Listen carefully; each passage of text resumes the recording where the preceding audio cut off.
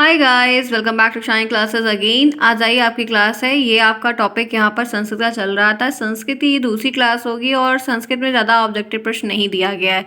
पावन की सीरीज से मैं आपकी जो लेटेस्ट सीरीज 2023 की है उससे मैं करवा रही हूँ। 22 की वही जो आपकी रही आप लोगों ने ली हुई है। और मैंने देखा कि इसमें शायद 63 या 62 प्रश्न शायद समथिंग दिया हुआ है। तो 2 दिन की क्लास में मैं इसको कवर करूँगी। एक दिन में मैंने आपको 39 प्रश्न करवाए थे। आज मैं यहाँ पे उसके आगे कंटिन्यू करूंगी। तो चलिए स्टार्ट करते हैं आज की इस क्लास को, जहाँ पर हम संस्कृत के बहुविकल्पी प्रश्न कर रहे हैं शुरुआत से। जो भी प्रश्न आए हैं, जैसा भी टॉपिक है हम देख रहे हैं, कवर कर रहे हैं, ऐसे प्रश्न आएंगे आपको। 5 प्रश्न आपको आने वाले हैं, ये बात ध्यान रखिएगा। 25 नंबर का ये पेपर होगा, ये बात ध्यान रखिएगा। 12 पासिंग है, ये ध्यान रखिएगा। 11 आएगा तब तो हो गया कल्याण, और 12 आया या 13 आया तो फिर ऊपर वाले की कृपा। ध्यान रखिएगा, आएगा, पढ़ेंगे, लिखेंगे, वर्तनी को बनाएंगे संस्कृत की, तो आएंगी चीज़ें। संस्कृत में याद करनी पड़ती हैं, कोई ऑप्शन नहीं है तो थोड़ा बहुत रहेगा। तो याद कर, जो चीज़ समझने लायक है वो समझ जाते हैं हम एक दो बार में। कुछ चीज़ें हमें याद करनी पड़ती है। याद करने में कोई बुराई नहीं कि सोचिए कि नहीं रट्टू तो ज़्यादा कहलाएंगे, रटंत विद्याओं की, ऐसा कुछ नहीं है फ्रेंड्स। कुछ चीज़ें याद करनी पड़ती हैं तो करनी ही पड़ेगा, कोई सोल्यूशन नहीं होता है। तो चलिए फिर शुरुआत करते हैं। इस समय आप जुड़े शानी क्लास साथ। लाइक शेयर सब्सक्राइब बिल्कुल ना भूलें। यहाँ पर हमारी क्लास हो रही है शाम की, आज 5 बजे की क्लास मैं यहाँ पर कर रही हूँ आपकी, क्योंकि 12 बजे नहीं हो पाई थी, इसलिए ये क्लास करना जरूरी था कि आपकी इस क्लास का शेड्यूल रहे। और कल रात के 9 बजे भी नहीं हो पाई थी तो फिर मिसिंग होता, इसलिए मैंने छोटी सी क्लास अरेंज करने की कोशिश की जिसमें आपको ये टॉपिक भी कवर हो, ताकि हम और भी आगे जो चीज़ें बची हुई हैं उनको फटाफट कवर करते हैं। चलिए, संस्कृत अच्छा है, परेशान नहीं होना, घबराना नहीं, सब कुछ बढ़िया हो जाएगा, बेस्ट से बेस्ट हो जाएगा। आइए देखते हैं यहाँ पर क्या चीज़ें रहने वाली हैं। ये 40 से हम करेंगे। बहुविकल्पी प्रश्न हमारा है। पहला प्रश्न आपके सामने स्क्रीन पर दिया है, पर पौर्वशाला का विग्रह करना है। ठीक है, क्या दिया है? पौर्वशाला का विग्रह करना है। तो पूर्वशाला यश, पूर्वशालयम यश, पूर्वशया शालयम भवः और पूर्वशाला सा। तो ये क्या होगा? अब ये आया हुआ प्रश्न तो फिलहाल नहीं है। संधि का टॉपिक आपके सिलेबस में भी नहीं दिया गया, तो ये एक आउट ऑफ सिलेबस प्रश्न हुआ। जो आप पूछते हैं कि मैम किस तरीके से आएगा, तो फ्रेंड्स संधि का टॉपिक है? नहीं है, नहीं है ना, बिल्कुल नहीं है। तो अब ये आया कहाँ से, क्यों आ रहा है? विग्रह करना है। ये समास का भी टॉपिक आपके नहीं, अगर मान लीजिए विग्रह करना है तो समास विग्रह होता है, तो समास का भी तो टॉपिक नहीं दिया है आपके सिलेबस में, तो क्यों आ रहा है प्रश्न? तो लेकिन ये चीज़ें हैं, ये आती इस बेसिस पे है क्योंकि ये एक जनरल सब्जेक्ट है जो कि हम अपना मतलब इंटर तक में इसके पहले भी पढ़ के आए हैं। बहुत सारे लोग बीए में संस्कृत वगैरह लेते हैं, तो वो सारी चीज़ें जो जो कॉमन है, जो हम कई बार ही पढ़ के आए, तो उसका कोई जवाब हमारे पास नहीं होता है, इसलिए ऐसा प्रश्न बनता है। अब इसमें 100% बच्चे गलती कर देंगे। तो अभी मान लीजिए ये आया है तो इसको देख ले रहे हो, यही आता है तो टिक कर लोगे, नहीं आया तो प्रॉब्लम होगी ना। तो कुछ चीज़ सीखनी पड़ेगी, तोड़ना पड़ेगा, कुछ अंधा चुक्का भी करना पड़ेगा, कोई ऑप्शन नहीं है।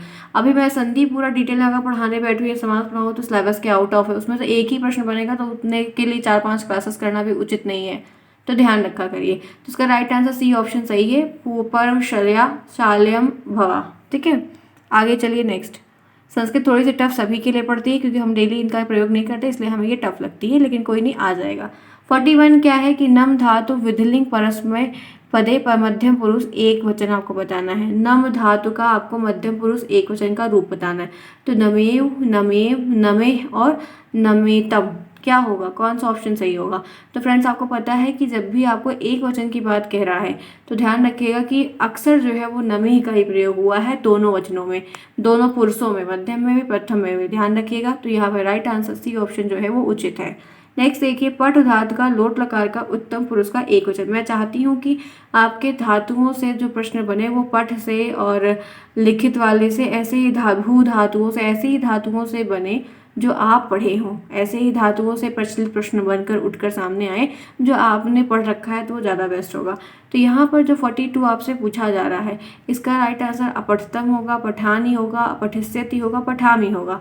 कौन सा ऑप्शन सही लग रहा है? आंसर्स करिए, बातें कम काम ज़्यादा, प्रश्न करेंगे, क्वालिटी इंक्रीज करेंगे तो आपको हर चीज़ क्लियर दिखाई देगी। चलिए, इसी के साथ बताइए फटाफट राइट आंसर क्या होगा। तो यहाँ पर 42 का एक ही ऑप्शन बेस्ट है, वो है क्या होगा 42 में, क्या होगा? पठामी। ठीक है, पठामी होगा। आगे बढ़ते हैं, नेक्स्ट देखते हैं, समास किए गए पदों को क्या कहते हैं। वो सब वे पद जो समास किए जाते हैं उनको क्या, समास, विग्रह, समस्त पद और रूप कहते हैं। तो 43 में राइट आंसर क्या होगा? जो पद समास किए जाते हैं उनको समस्त पद कहते हैं। क्या कहते हैं? समस्त पद कहते हैं। 43 में बी। नेक्स्ट, कर्मधारय का उदाहरण है कर्मधारय समास। समास से टॉपिक से प्रश्न आपके इसमें दिए गए हैं, ये कई सालों में नहीं आए हुए हैं, वरना साइड में लिखा होता है क्या कौन से साल का है, लेकिन अब इसमें दिया है तो हम प्रैक्टिस के स्वरूप में पढ़ लेंगे। कर्मधारय समास में से इसमें से उदाहरण कौन सा है? मुख्य, कमलम, पंचगंगम, अनुरूपम और शिवसच, राम सच। बताइए कर्मधारय समास। तो राइट आंसर है पंचगंगम। ठीक है, पंचगंगा के समान, पंचगंगा के समान, जहाँ पे सी समान के समान की बातें होती हैं वहाँ पर कर्मधारय समास का हम प्रयोग करते आ रहे हैं। आगे बढ़ते हैं। नेक्स्ट 45 देखिए, बहुत से पदों को मिलाकर एक पद जब बन जाता है तो क्या? बहुत अलग अलग मतलब कई सारे पदों को मिलाकर जब एक पद बनता है तो उसे क्या कहते हैं? संधि कहते हैं, अलंकार कहते हैं, समास कहते हैं, पद कहते हैं। 45 प्रश्न का राइट आंसर बताइए क्या होगा? पढ़ा हुआ प्रश्न है, पढ़े हैं, जानते हैं, तो राइट आंसर इस प्रश्न का एक ही ऑप्शन बेस्ट है, वो क्या है? 45 में क्या होगा? जाहिर से बात है फ्रेंड्स, 45 में बी होगा, समास कहते हैं। क्लियर? यहाँ तक बेसिक चीज़ें। नेक्स्ट, दृश्य शब्द का अर्थ क्या है? दृश्य शब्द का अर्थ क्या है? देखना, हृदय, पत्थर, चंद्रमा। आंसर बताइए कौन सा ऑप्शन सही होगा? आप अपने प्रश्न को ध्यान रखिएगा कि किसकी कितनी काउंटिंग सही हो रही है, क्योंकि आपने पढ़ा है, पढ़ाया है सब कुछ। अब कुछ कुछ चीज़ें हैं आएंगी आगे पीछे करके, बताइए क्या होगा? तो यहाँ पर राइट आंसर पता है, ये शब्द से ही हमें प्रतीत हो रहा है इसका भाव, यानी कि देखना। 46 में ए जिनका है उनका करेक्ट है, बल्ले बल्ले हो जाओ कि आपके इतने करेक्ट हो रहे हैं। मैंने आपको एक नंबर और दिखा दिया। जगति शब्द में लिंग बताना है, वचन बताना है, विभक्ति बतानी है। जगति शब्द में स्त्रीलिंग है, एक वचन है, प्रथम विभक्ति है, प्रथमा विभक्ति है, स्त्रीलिंग बहुवचन प्रथमा, नपुंसक लिंग द्विवचन प्रथमा, पुल्लिंग एकवचन प्रथमा। क्या है?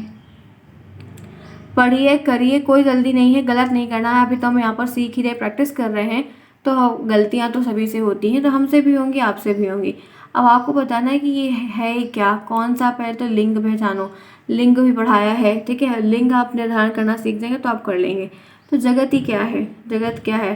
ध्यान रखिए कि अगर आपको स्त्रीलिंग पढ़ने में प्रतीत हो रहा है तो ये जरूरी नहीं है कि वो स्त्रीलिंग ही होता है। तो सबसे पहला तो एक हिंट मैंने दे दिया कि ये स्त्रीलिंग नहीं, तो ये वाला कट जाएगा।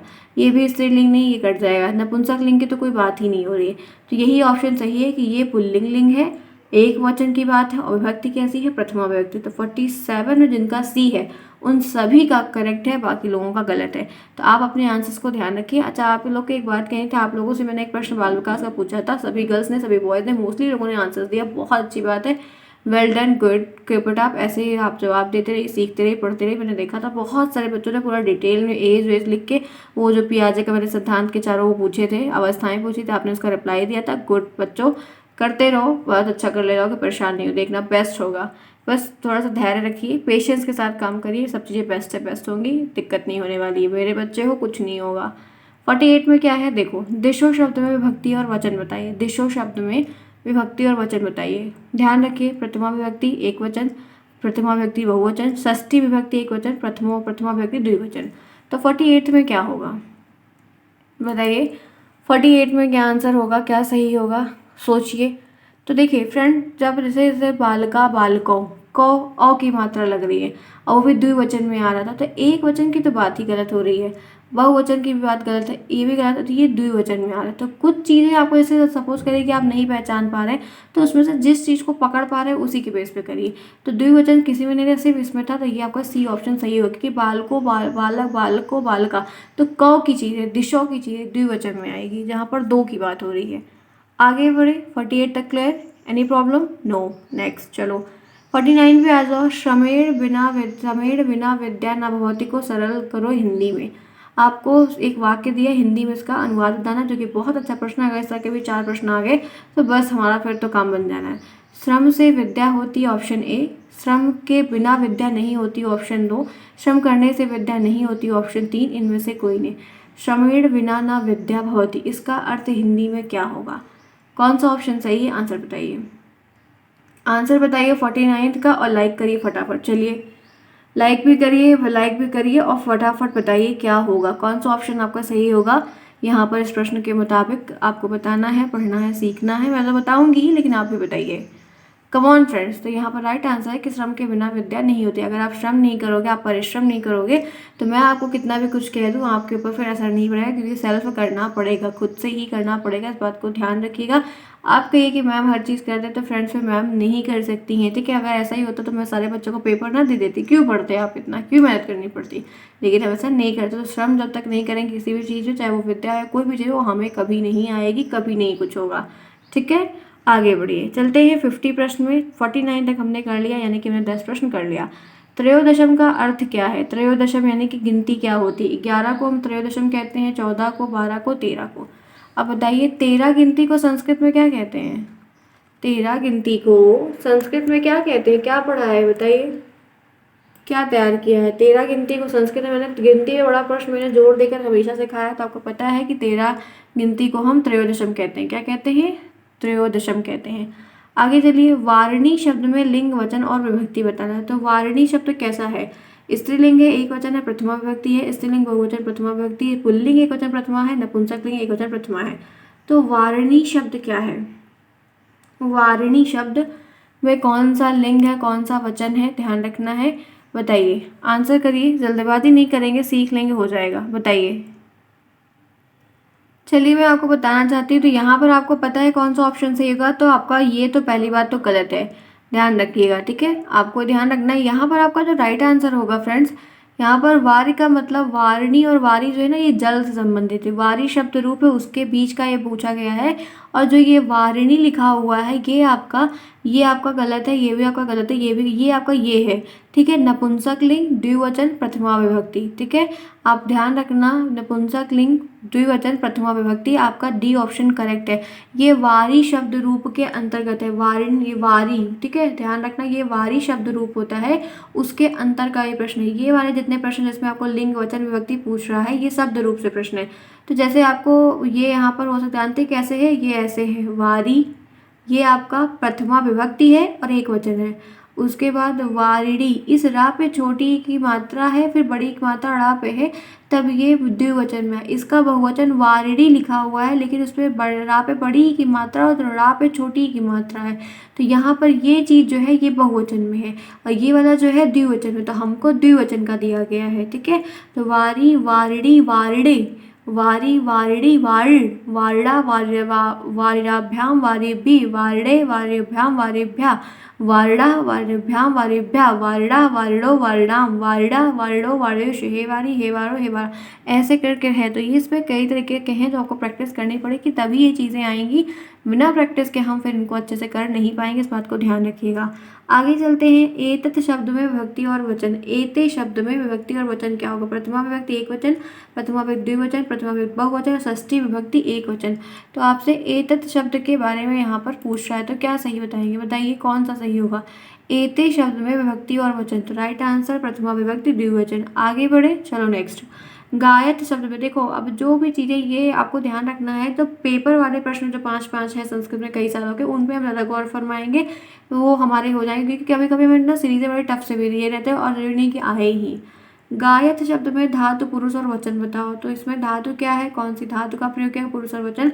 तो गा उत्तम पुरुष एक वचन, गी मध्यम पुरुष एक वचन, गय मध्यम पुरुष एक वचन, गय मध्यम पुरुष बहुवचन। तो गायत शब्द में क्या है? गायत शब्द में धातु, कौन सी धातु है, कौन सा पुरुष है, कौन सा वचन है? तो राइट आंसर है कि इसमें मध्यम पुरुष एक वचन की बात कह रहा है, क्योंकि मध्यम पुरुष एक वचन, मध्यम पुरुष बहुवचन की बात कर रहा है। क्योंकि आप पठथ, हमने क्या पढ़ा है? पठथ, बूंदी भी रहती है, दूसरा वाला हमारा पठथ रहता है, तो बूंदी तो नहीं लगी हुई है, तो ये बहुवचन में आएगा। इस बात को बहुत ही क्लियरली ध्यान रखिए, इसीलिए बोला है कि पठ वाले रूप को खूब बढ़िया से दोस्ती कर लो। पठ के ऊपर सारा बना बना के हम कर लेते हैं, और शब्द रूप में बालक वाले से दोस्ती कर लो, तो उस पर रख रख के हम बना लेते हैं। नेक्स्ट देखिए 54, उनविंशति शब्द का अर्थ क्या है? 16, 19, 21, 30। उनविंशति गिनती को हम क्या कहते हैं? ये बहुत बार पूछी जाती है, तो कि टेट सुपर टेट में भी, डीएलएड में भी आपके बहुत बार घुमा घुमा, क्योंकि एकोनविंशत, एकोनत्रिंशत, उनविंशत, तो ये बड़ा मिलता जुलता है, इसलिए हम पढ़े तो रहते हैं, लेकिन हम हमेशा कंफ्यूज में गलती कर देते हैं। तो राइट आंसर जो है वो सी ऑप्शन सही है, सा सही है, जिसमें 19 है। 19 यानी कि 19 गिनती को हम संस्कृत की भाषा में उनविंशति कहते हैं। आगे चलते हैं, अनित्यन, अनित्यन शब्द में पुरुष और वचन बताइए क्या होगा। प्रथम पुरुष एक वचन, मध्यम पुरुष एक वचन, प्रथम पुरुष एक वचन। अब देखो फ्रेंड्स, ये सारी चीज़ें ना आप सोच रहे हो कि मैम कोई नियम कोई रूल, तो फ्रेंड्स इसका नियम और रूल है तो, लेकिन बहुत बड़ा है, वो हमें पूरा नहीं आएगा, हम फिर उसमें उलझ जाएंगे। जो चीज़ें हमें आती हुई रहेंगी, कभी कभी क्या होता है कि बड़े आसान से प्रश्न पड़ जाते हैं, फिर हम इन चीज़ों में उलझे रह जाते हैं। अब ये सारी चीज़ें आपको प्रैक्टिस करने से ही, एक दो चीज़ों को ट्रिक पकड़ने से, अंदाज़ा लगाने से ही आने वाली हैं। अगर आप इनके रूल में जाएंगे तो फिर बहुत लंबा पड़ेगा, जो कि आपको मैं बता अभी नहीं पाऊंगी, क्योंकि मैंने उस भी रूल मैंने खुद नहीं पढ़ा, बस ऐसे पढ़ती थी, चीज़ों को देखती थी, जैसे ये गिनती वाला है, अनुवाद वाला है, रूप वाला है, शब्द रूप वाला है, वो मैं समझ गई थी कि क्या कैसे करना है, तो उसको मैं टिक करके कर लेती थी और लिखने वाली चीज़ों को लिख लिया करती थी। फिर एक आध दो बार ये प्रश्न आसान भी आ जाते, तो बहुत नहीं परेशान होना इन सब चीज़ों में कि कैसे पहचानोगे कैसे करो, प्रैक्टिस से आता है, हम प्रैक्टिस करते हैं चीज़ें सीख जाते हैं। तो राइट आंसर यहाँ पर क्या होगा, प्रथम पुरुष बहुवचन होगा। ठीक है, प्रथम पुरुष जैसे आत्मन, आत्मन मैंने आत्म कई सारे से पढ़ाए हैं, आत्मा आत्मने आत्मनन, तो ये अनित्रन है, तो उसी तरीके से ये है। तो कुछ चीज़ें आपको ट्रिक करनी होगी, समझना होगा। आगे चलते हैं नेक्स्ट, 55 में भी होगा। फिर ते सवा अगमिष्यन्ति वाक्य का हिंदी में अर्थ बताइए, ये भी बढ़िया है। अगर अनुवाद वाले आ जाते तो आपके दोनों हाथों में लड्डू, आराम से कर लोगे। तो पहला है कि वह कल आएगा, वे दोनों कल आएंगे, वे सब कल आएंगे, हम वे सब कल आए थे।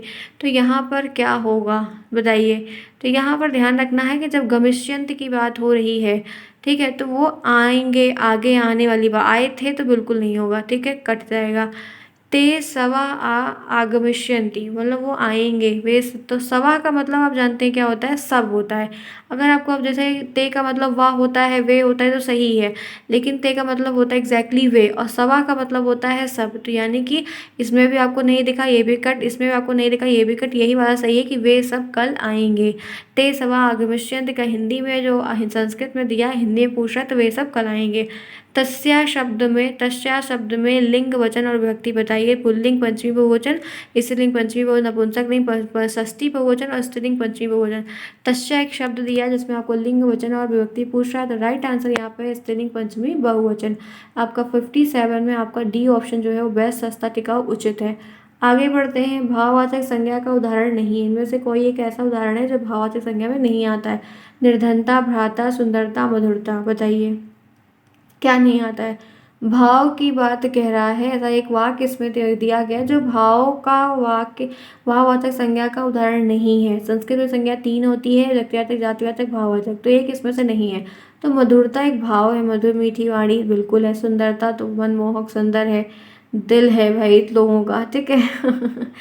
कोई बात नहीं, अच्छी चीज़ें हैं, बुरा नहीं है, सब बढ़िया है, सबके हर एक पड़ाव पे सारी चीज़ें अच्छी हैं, ठीक है। हाँ, इस बात को ध्यान रखिएगा हमेशा, हर एक पड़ाव पे सब बेस्ट है। निर्धनता है, गरीबी वगैरह है, ये भी एक भाव है, भंगिमा है, लेकिन भ्राता एक संबंध है, एक रिश्ता है, जो कि यहाँ पर नहीं उचित है, बाकी सब सही है। तो 58 में डी अगर आप लोगों ने चूज़ किया तो आप लोग के आंसर्स करेक्ट है, कोई गलत नहीं कर सकता। 59 पे आते हैं, तो लट लकार मध्यम पुरुष बहुवचन का रूप क्या होगा। त्वम कुत्र गच्छति, एक उदाहरण बताना है हमको, लट लकार में हो बहु मध्यम पुरुष एक वचन। वयम कुत्र गच्छामः, युवम कुत्र गच्छत, अहम कुत्र गच्छामि।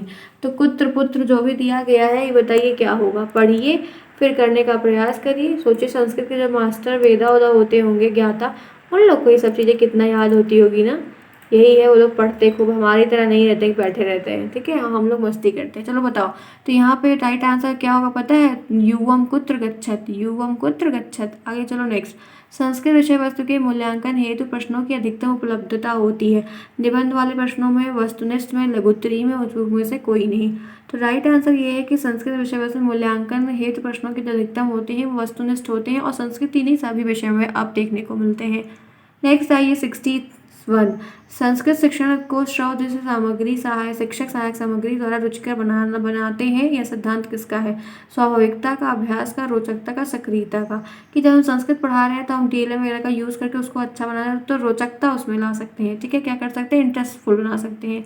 एकादश शब्द को हिंदी में क्या कहते हैं। एकादश की गिनती को मतलब क्या है, 21 है, 1 है, 11 है, 1 दशक है, क्या होगा एकादश, यानी कि राइट आंसर क्या होगा। गिनती आपसे पूछ रहा है, संस्कृत में गिनती मैंने पढ़ाई है, बताया है, प्रश्न बनता है बारी बारी से, ये भी बताया है। तो एकादश जो शब्द यहाँ पर आपको दिया गया, उसकी जो हिंदी अर्थ है वो है 11, यानी कि 11, ठीक है।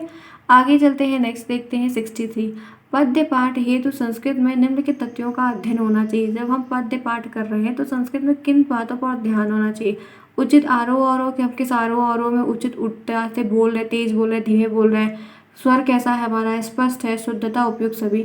तो फ्रेंड्स एक बात, यहाँ पर जो प्रश्न पूछा गया एक अच्छा प्रश्न है और इसका राइट आंसर डी है, आपको सभी को पता है।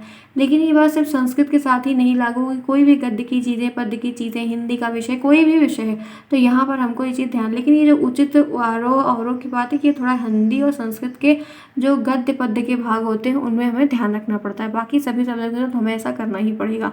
तो ये एक अच्छा एक कॉमन सा क्वेश्चन जो सभी विषय में पूछा जा सकता है। नेक्स्ट देखिए, विषज्ञ शब्द का अर्थ क्या है? चेतना युक्त, चेतनाहीन, अच्छी संगति और निरोगी। बढ़िया प्रश्न है, बताइए। विषज्ञ, तो यहाँ पर राइट आंसर क्या होगा? 64 का कौन सा ऑप्शन आपका उचित है, बेस्ट है, परफेक्ट है? तो one and only one option is best, वो है चेतनाहीन। क्या है? वो है चेतनाहीन। यहाँ तक कोई प्रॉब्लम है? पसंद आ रही है बातें, समझ में आ रही, तो फटाफट चलो पहले लाइक करो। लाइक के बिना काम नहीं बढ़ेगा। मैंने आपको काफ़ी सारे प्रश्न करवा दिए और मालूम है आधी बहुविकल्पी हम खत्म कर देंगे, इसमें बहुत वक्त नहीं लेंगे। नेक्स्ट क्लास जो करेंगे इसकी, तो हम लोग आधी लघुत्तरी में फटाफट आएंगे, ताकि हमारा संस्कृत का जो एक डर है वो भी हमारा कवर हो। कंप्यूटर कर ही लिया, संस्कृत कर रहे हैं, जल्दी खत्म होगा। फिर और आपका साइंस, सोशल साइंस और मैथ, वही 3 बचा है, वो वाला भी अब जल्दी जो ही सीरीज पहले कवर होगी फिर उसकी जगह पे हम मैथ वगैरह को लेंगे। आगे चलते हैं, तो राइट आंसर यहाँ पर चेतनाहीन होगा, सी ऑप्शन जो है वो विषज्ञ का चेतनाहीन। 65 में है, धेनवा शब्द में लिंग वचन विभक्ति कारक बताना। स्त्रीलिंग बहुवचन षष्ठी, स्त्रीलिंग बहुवचन तृतीया, स्त्रीलिंग एक वचन तृतीया और स्त्रीलिंग एक वचन द्विवचन है। बताइए क्या होगा, बताइए। तो राइट आंसर यहाँ पर ध्यान रखिएगा, बढ़िया की मात्रा लगी हुई लास्ट में, तो ये आपका स्त्रीलिंग एक वचन में आएगा, तृतीया विभक्ति में आएगा। आगे चलते हैं, चलो नेक्स्ट। राज्ञा शब्द का प्रयुक्त हुआ है वचन। राज्ञा शब्द जो है कौन सा वचन में? एक, द्विबहु। राज्ञा शब्द किस में है? तो फ्रेंड्स ये पता है, राज्ञा, रागे, राज्ञा होता है, ये तो दोनों में पढ़ा जाता है, एक वचन में भी आता है और बहुवचन में भी आता है। आगे चलो, स्वास्थ्य शब्द में धातु पुरुष और वचन। इस स्वास्थ्य में धातु सथा धातु से है, सथा धातु प्रथम पुरुष एक वचन, सथा धातु मध्यम पुरुष एक वचन। कौन सी धातु से है, कौन से पुरुष से, कौन से वचन से है? तो बताना चाहती हूँ कि सी ऑप्शन सथा धातु से है, मध्यम पुरुष और बहुवचन है। तो 67 में आपका लास्ट ऑप्शन सी था। क्लियर? 68 आ जाइए, तो हम सब पढ़ेंगे वाक्य में संस्कृत का अनुवाद आपको बताना है। हम सब पढ़ेंगे वाक्य में आपको संस्कृत का अनुवाद बताना है। वयम पाठ पठिष्यामि, वयम पाठ पठिष्यन्ति, वयम पाठ पठिष्यामः, वयम पाठ पठिष्यामः। बताइए, ये मैंने पढ़ाया है ना, कराया है? बताइए बताइए, आप लोग की बारी है, आंसर करिए क्या होगा, कितनी पढ़ाई आप लोग की हो रही। देखिए अनुवाद वाले प्रश्न हर बार आते हैं, इस बार भी आएगा तो बढ़िया रहेगा, बल्ले बल्ले नंबर मिल जाएंगे। शाबाश शाबाश। चलो बता दो, तो क्या होगा? हम सब पढ़ेंगे, तो संस्कृत में अनुवाद है, तो वयम पाठः पठिष्यामः। तो आपके 68 प्रश्न दिए थे, तो कि मैंने पूरे के पूरे डन करवा दिए, आपके ऑब्जेक्टिव हो गए खत्म। ये 2017 का पेपर दिया गया, थोड़ा इसके भी देख लेते हैं। घोट का शब्द का अर्थ क्या होता है? तो हम जानते हैं कि घोड़ा, जो तबड़क तबड़क चलता है वो है घोड़ा। ठीक है। षोडशा शब्द का मतलब क्या होता है? 16। 2017 का प्रश्न है, ध्यान रखिएगा। फिर उसके बाद तस्मिन शब्द में विभक्ति और वचन कौन सा होता है? तो राइट आंसर, कुछ चीज़ें भाई हम लोग पढ़ते पढ़ते याद आ जाती है, हम जानते हैं कि सप्तमी विभक्ति और एक वचन इसमें प्रयोग किया गया है। वैसे भी आपको उत्तर दिख ही रहा है। भव शब्द रूप का क्या यहाँ पर रूप होगा? तो यहाँ पर भू धातु से बना हुआ है भव, मध्यम पुरुष और एक वचन है। उकारांत पुल्लिंग शब्द में यहाँ पर कौन सा एक उदाहरण जो उकारांत पुल्लिंग शब्द में दिया गया है? तो वो है भानु। क्या है? भानु, क्योंकि छोटे ऊ की मात्रा यहाँ पर लगी हुई है और आ के बड़े आ की मात्रा के साथ। ठीक है। तो ये आपके 3-4 प्रश्न हैं जो आपके 2017 के पेपर में दिए थे, मैंने करवाया, बताया। चलो एक अच्छी बात है कि एक सीरीज़ का बहुविकल्पी हमारा और हो गया। हमको आती लघुत्री को देखना है, तो वो भी हम जल्दी ही कवर करेंगे इस क्लास के बाद। चलिए फ्रेंड्स, आपकी हो गई है 2 क्लास आज की। आई होप आप सीखे होंगे, जाने होंगे। कोई प्रॉब्लम होती तो पूछिए कमेंट बॉक्स में। मिलते हैं फिर नेक्स्ट अपने टाइम पर। Take care, bye bye, see you soon, best of luck, bye bye.